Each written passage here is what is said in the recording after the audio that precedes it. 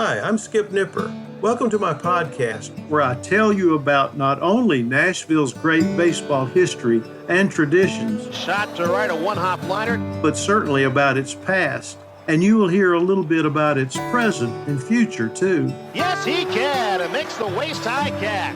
There are great stories about Tom Wilson Park, Herschel Greer Stadium, Sulphur Dell, and the players, coaches, and fans who love everything about baseball. And every once in a while, you will get to hear from a special guest who will share their fondness and even passion for the great game. It's a high fly ball down the right field corner, going way back, hits a lead-off home run. If you enjoyed listening to TrapperHaskins talk about going down the Mississippi River, then you're really going to enjoy part 2, because he talks a little bit about his dad and his dad's influence, his family's influence. But the Nashville connection and the baseball connection is coming up. I hope you enjoy part 2 of my conversation with Trapper Haskins. You recently lost your father. Yeah. And I'm sorry. Thank you. But you talk about in your book, you write about a photograph of you in a man's baseball uniform when you were about 3.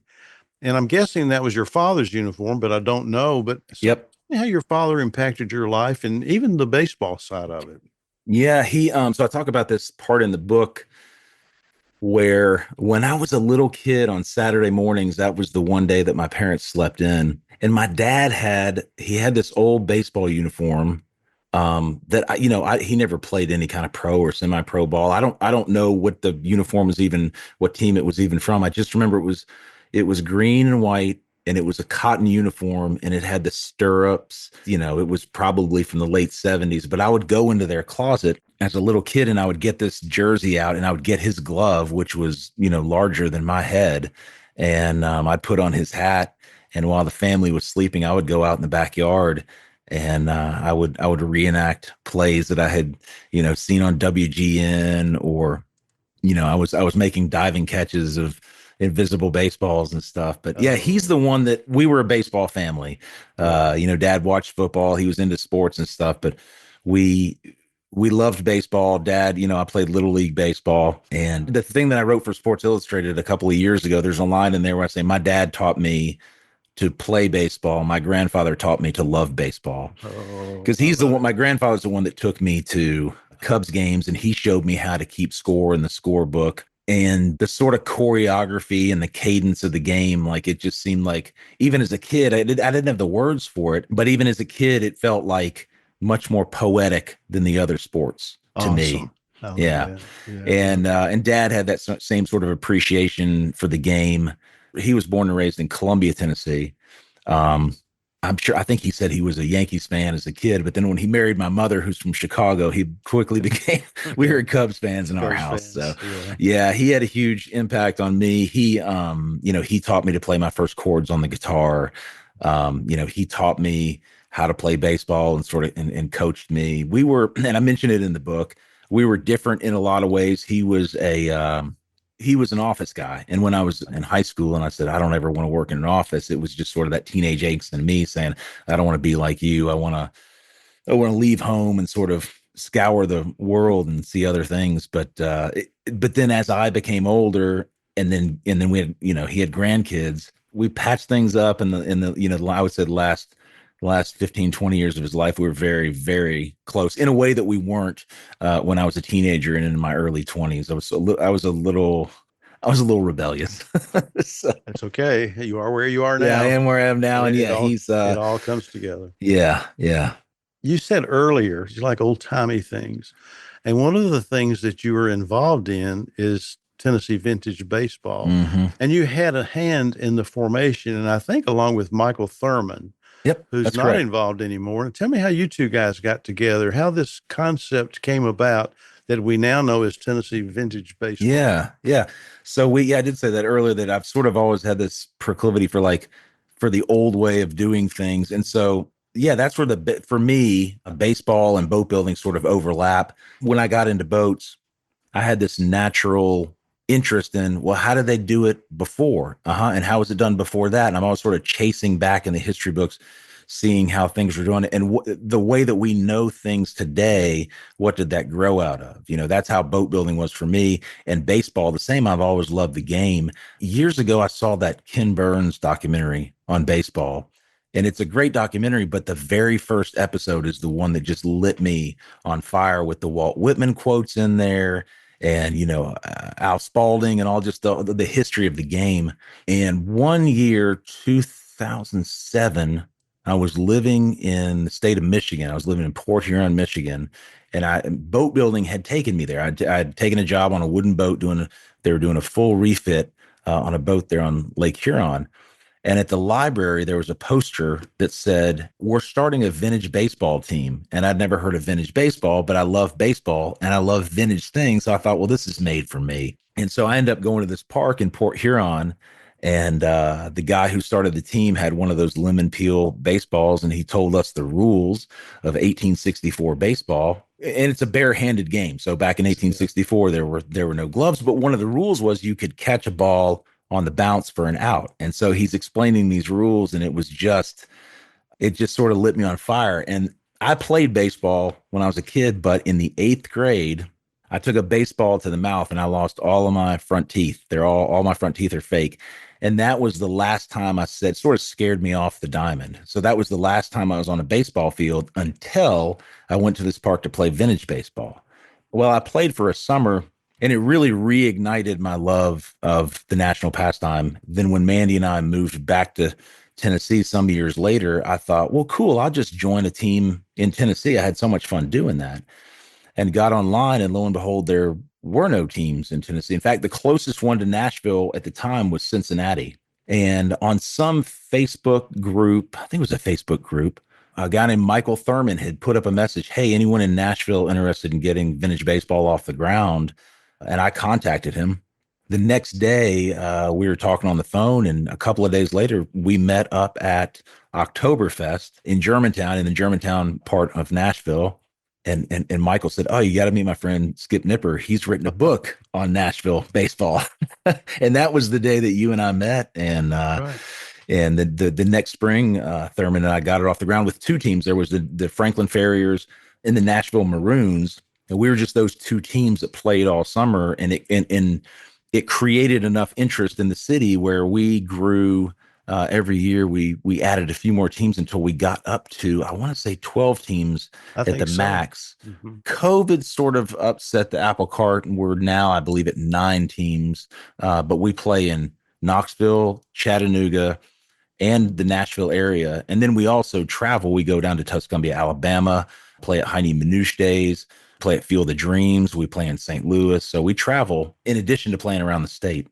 Played at the Shiloh National Battlefield, too. Correct. That's right. I was not there for that one. I would have loved to have been there.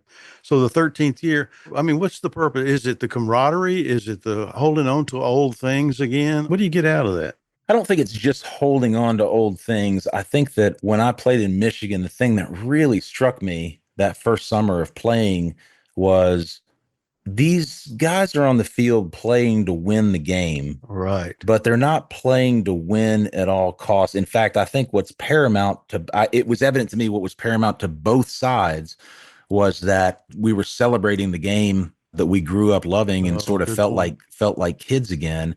And I remember being astounded in that first game when one of our players on our team, had a great hit. The other team would yell, "Well struck." And there was a sense of camaraderie that you certainly don't see in professional sports, but I had never even seen in, church league softball sometimes can get a little unchurchy, if you know what I'm saying. I understand. And it was a baseball game. We weren't reenacting something where the outcome was predetermined. We were playing to win, but we were playing also to cheer each other on. And so I'm fond of telling people that we're similar to Civil War reenactors, but we don't know who's going to win when we step onto the field. Well, I've always been impressed. The games that I've participated in, I don't play. I can't play. You umpire, though. I umpire some, but I've always been impressed at the quality of play. I mean, there are people that nobody's going to get hurt to make a play or to get a hit or what, but they play and they play hard. And I can only imagine watching those games that it's exactly like what was happening back in the 1860s. I really do. Yeah. Yeah. Guys came out to play. They didn't come out there for what you hear sometimes is healthful exercise. Well, that's part of it too, Sure. but Yeah. it's more, that was a sports writer writing that. It wasn't a player. A player was Right. playing to win. Yes, playing to win. There are some unbelievably athletic people out Yeah. there. There are some people that would gladly tell you best athletic days are several decades behind them, but they still love being on the field playing Yeah. the game. And at least in our league, and I can speak for our team, those players that are sort of past their prime athletically, they're cherished just as much as the guy who can hit a triple, because it's one of the highlights of my year for sure. The 9 or 10 games that we have on the schedule, I just absolutely love being out there with the guys and girls on both my team and the other teams. It's really a celebratory atmosphere, I think. Yeah. And it's called a gentleman's game and a ladies' game That's because right. as you said, there are ladies who are playing. I think that's fantastic. I think that's Yeah. a great part of it that adds to it as well. Tell about the nicknames because you got an interesting nickname. Everybody has a nickname. We don't go by Trapper. You go by. Yeah, that was one of the things that I loved when I joined that team in Michigan. They either gave you a nickname or you had to come up with one. And I thought, well, we have to have a nickname. And they said, oh yeah, everybody goes by nickname.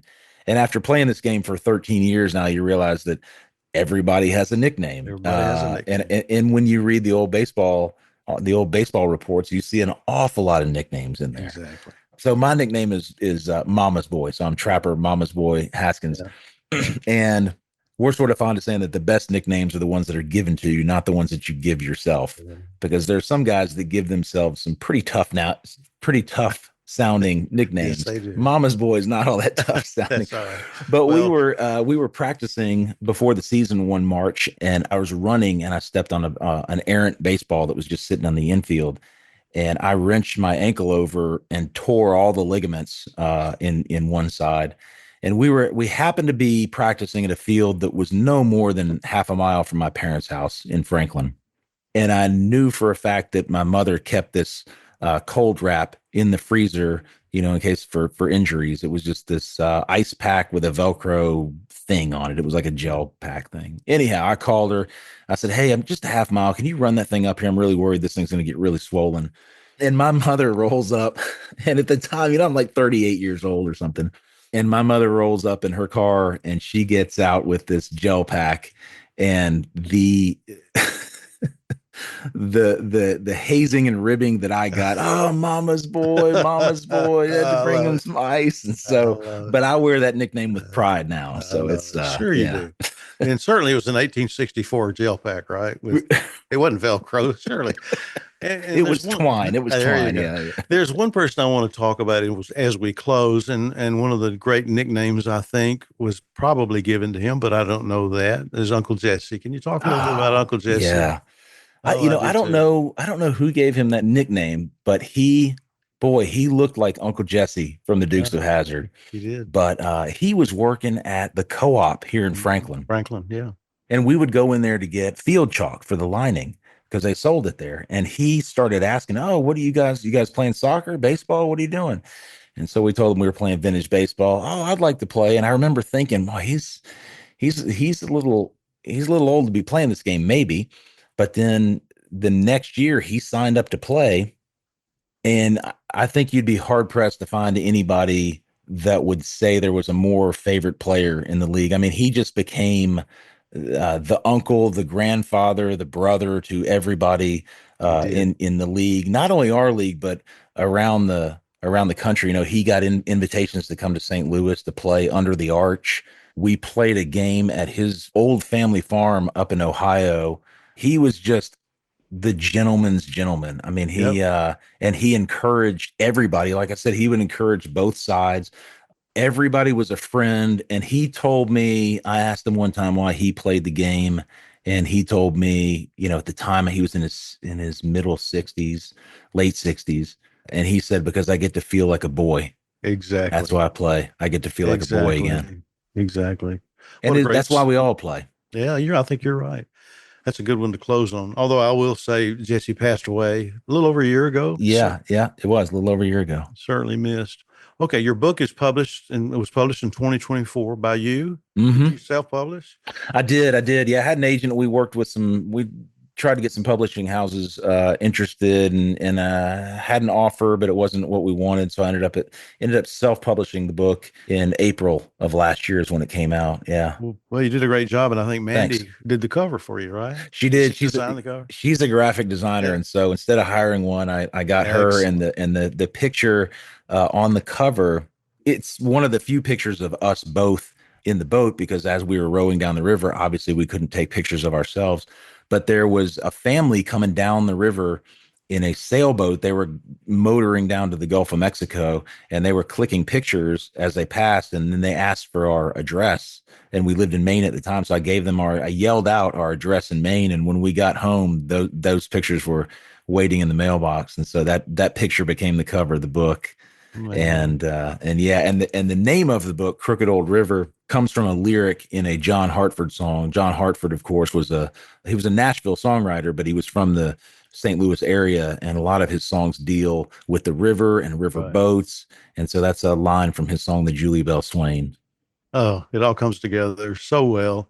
Where can people purchase your book, Trap? So it's on Amazon, like everything. And then it's also at my website, which is just TrapperHaskins.com. There is a store tab there where I'm a musician too. So there's some records and stuff there. But the first thing that comes up at the store is the book Crooked Old River at TrapperHaskins.com or at Amazon. So Trapper Haskins is an author. He's an adventurer. He's a writer. He's a singer, performer. He's a baseball player, not one word, two words, baseball in vintage baseball. And it has just been a pleasure. And if you want to read his book, get it. You won't go wrong reading his book. It is an adventure like no other. And it's an adventure that you will see yourself wishing that you had done in your earlier years. So Trapper, thank you for being a part of this. Yeah, man, I really, really appreciate it. It's been an honor. It's been an honor for me. And for those who are listening, I want to tell you, thank you for listening, and I'll hope you listen again soon. Buy the book. Thanks, Trapper. Thanks, Skip.